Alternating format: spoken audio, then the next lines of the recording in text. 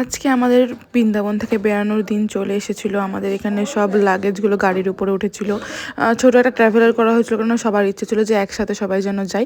তাই জন্য মন তো চাইছিলই না এখান থেকে যেতে, কিন্তু কি করব, যেতে তো হবেই। আমরা এখানে এসেছিলাম এই দুদিনের জন্য, আর এই দুদিন বৃন্দাবন থেকে আমার যেন মন ভরেই নি।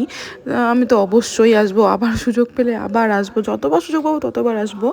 আর আমরা বৃন্দাবন থেকে বেরিয়ে আগে এসেছিলাম হচ্ছে গোকুলে, আর আমি কিন্তু গোটা বৃন্দাবন খালি পায়ে হেঁটেছি, আমার মাও। আর গোকুলে আমরা এসেছিলাম রমান রেতিতে। এখানে শ্রীকৃষ্ণ তার ছোট ছোট মানে সব বন্ধুদের সাথে ছোটোবেলায় খেলা করতো এই মাটি নিয়ে, আর এই মাটি নিয়ে আমরাও খেলা করেছি, গায়ে লাগিয়েছি, মুখে খেয়েছি। আর এই মাটি গায়ে লাগানো মানে কি, স্বয়ং শ্রীকৃষ্ণ রাধারানীকে গায়ে লাগিয়ে নেওয়া।